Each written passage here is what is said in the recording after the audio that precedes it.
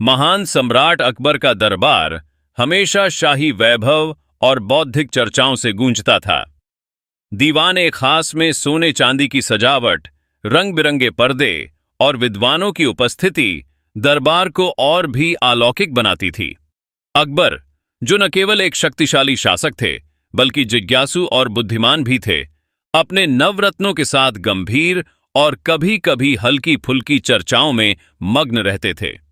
इन नवरत्नों में सबसे चतुर और चुलबुले थे बीरबल, जिनकी हाजिर अजवाबी और बुद्धिमानी की कहानियां आज भी प्रचलित हैं।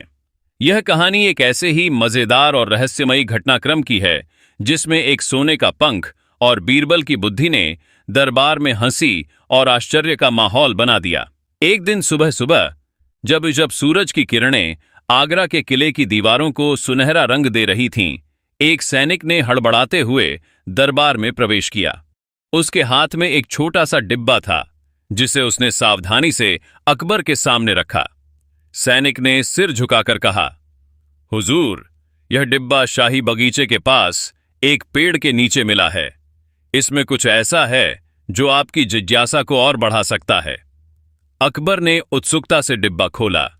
जैसे ही ढक्कन हटा, दरबार में एक सामूहिक आश्चर्य की सांस गूंजी। डिब्बे में रखा था एक पंख, लेकिन यह कोई साधारण पंख नहीं था। यह शुद्ध सोने का था, जिसकी चमक इतनी तेज थी कि वह कमरे में मौजूद हर व्यक्ति की आंखों को चकाचौंध कर रही थी। पंख की बनावट इतनी बारीक थी कि वह किसी वास्तविक पक्षी के पंख जैसा ही प्रतीत होता था, लेकिन उसका वजन और रंग साफ बता रहे थे कि यह सोने से बना है। अकबर ने पंख को हाथ में उठाया और उसे ध्यान से देखने लगे। उनकी भौहें सिकुड़ गईं। यह पंख किस पक्षी का हो सकता है? उन्होंने अपने दरबारियों की ओर देखते हुए सवाल किया। क्या कोई ऐसा पक्षी है जो सोने के पंख रखता हो, या यह किसी कारीगर की कला है? मैं इसका रहस्य जानना चाहता हूं। दरबार में सन्नाटा छा गया। कोई भी इस सवाल का जवाब देने की हिम्मत नहीं जुटा पा रहा था। कुछ दरबारी आपस में फुसफुसाने लगे। एक ने कहा, शायद यह किसी जादुई पक्षी का पंख है, जैसे कि पौराणिक गरुड़। दूसरे ने सुझाव दिया, हो सकता है यह किसी विदेशी देश से लाया गया हो, लेकिन कोई भी ठोस जवाब नहीं दे पाया। तब अकबर की नजर बीरबल पर पड़ी, जो चुपचाप मुस्कुराते हुए एक कोने में खड़े थे। अकबर ने मुस्कान के साथ कहा, बीरबल, तुम्हारी चुप्पी कुछ कह रही है। क्या तुम इस रहस्य को सुलझा सकते हो? मैं चाहता हूं कि तुम मुझे बताओ कि यह पंख किस पक्षी का है और यह यहां कैसे आया। बीरबल ने सिर झुकाया और अपनी चिर परिचित शरारती मुस्कान के साथ बोले, हुजूर, मुझे कुछ समय दीजिए। मैं इस पंख का रहस्य जरूर उजागर करूंगा, और वह भी ऐसे तरीके से कि आपका मनोरंजन भी हो। बीरबल ने पंख को ध्यान से देखा और फिर उसे सैनिक से लेकर अपने पास रख लिया। उन्होंने अकबर से कहा, हुजूर, मैं 3 दिन में इस पंख का रहस्य सुलझा लूंगा, लेकिन इसके लिए मुझे पूरे शहर में खोजबीन करनी होगी। क्या आप मुझे अनुमति देंगे? अकबर, जो बीरबल की चतुराई के कायल थे, ने तुरंत अनुमति दे दी। बीरबल ने पंख को एक रेशमी कपड़े में लपेटा और दरबार से बाहर निकल गए। शहर में पहुंचकर बीरबल ने सबसे पहले शाही बगीचे का दौरा किया, जहां यह पंख मिला था। उन्होंने वहां मौजूद माली और चौकीदारों से पूछताछ की। किसी को भी कोई सुराग नहीं मिला। माली ने बताया कि वह पंख एक पुराने बरगद के पेड़ के नीचे मिला था, लेकिन वहां कोई पक्षी नहीं दिखा। बीरबल ने उस जगह को ध्यान से देखा और वहां की मिट्टी में कुछ चमकीले कण देखे। उन्होंने उन कणों को एकत्र किया और अपनी जेब में रख लिया।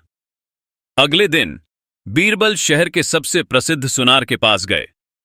सुनार ने पंख को देखा और हैरान हो गया। उसने कहा, यह इतनी बारीक कारीगरी है कि इसे बनाने वाला कोई साधारण कारीगर नहीं हो सकता। लेकिन यह पंख किसी पक्षी का नहीं, बल्कि मानव निर्मित है। बीरबल ने सुनार से पूछा, क्या तुम्हें कोई ऐसा कारीगर पता है जो इतनी बारीकी से सोने का काम कर सकता हो? सुनार ने कुछ सोचकर कहा, हां, शहर के बाहरी इलाके में एक बूढ़ा कारीगर रहता है जिसे सोने का जादूगर कहा जाता है। शायद यह उसका काम हो। बीरबल उस बूढ़े कारीगर के पास पहुंचे। कारीगर का नाम था मंगलदास। उसकी छोटी सी दुकान में हर तरफ सोने चांदी के आभूषण और छोटी छोटी मूर्तियां बिखरी पड़ी थीं। बीरबल ने पंख को मंगलदास के सामने रखा और पूछा, क्या यह तुमने बनाया है? मंगलदास ने पंख को देखा और उसकी आंखों में एक चमक आ गई।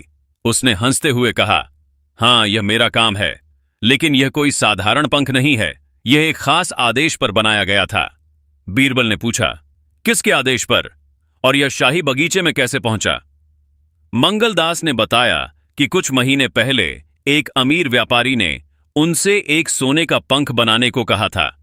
व्यापारी का कहना था कि वह इसे अपने बेटे की शादी में एक अनोखे उपहार के रूप में देना चाहता था।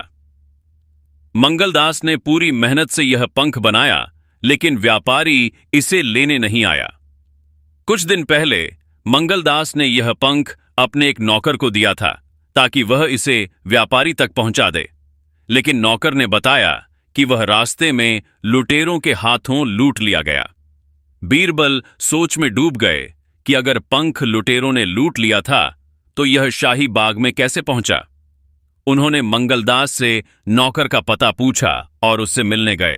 नौकर से उन्होंने कहा, मंगलदास ने सोने का पंख लूटने वाले को पकड़ने की गुहार लगाई थी। सैनिकों ने कुछ संदिग्ध लोगों को पकड़ा है। तुमने उनमें ये असली लुटेरा पहचानना है। बीरबल नौकर को लेकर कारागृह में गए। उसके सामने 5 व्यक्तियों को खड़ा किया गया। बीरबल ने पूछा, बताओ, कौन है वो लुटेरा जिसने सोने का पंख चुराया था? नौकर कुछ देर सोचता रहा, फिर उसने एक व्यक्ति की ओर उड़ाता करके कहा, यह है वो लुटेरा। बीरबल ने सैनिकों को बुलाया और कहा, इस नौकर को पकड़ लो, ये झूठ बोल रहा है। ये सारे व्यक्ति राजमहल के कर्मचारी हैं। जरूर इसने सोने का पंख चुराया है। नौकर डर गया। उसने बताया कि सोने का पंख देखकर उसका ईमान डोल गया था। वह यह पंख अपने घर ले गया और अपनी पत्नी को रखने दे दिया ताकि बाद में उसे बेच सके। उसकी पत्नी राजमहल की सेविका थी। वह पंख अपनी सहेली को दिखाने राजमहल ले गई थी, लेकिन उसे वापस नहीं लाई। उसने उसे राजमहल में ही कहीं गिरा दिया। बीरबल को सारा माजरा समझ आ गया कि वह सोने का पंख शाही बाग में कैसे पहुंचा। अगले दिन बीरबल दरबार गए। अकबर और सारे दरबारी उत्सुकता से उनके जवाब का इंतजार कर रहे थे। बीरबल ने पंख को अकबर के सामने रखा और बोले, हुजूर, यह पंख किसी पक्षी का नहीं है। यह एक इंसानी दिमाग की उड़ान का परिणाम है। फिर बीरबल ने पूरी कहानी सुनाई। अकबर ने सच का पता लगाने के लिए बीरबल की तारीफ की। उन्होंने मंगलदास को बुलवाकर उसकी कारीगरी की प्रशंसा की और उसे पंख वापस कर दिया। नौकर को चोरी की सजा दी गई।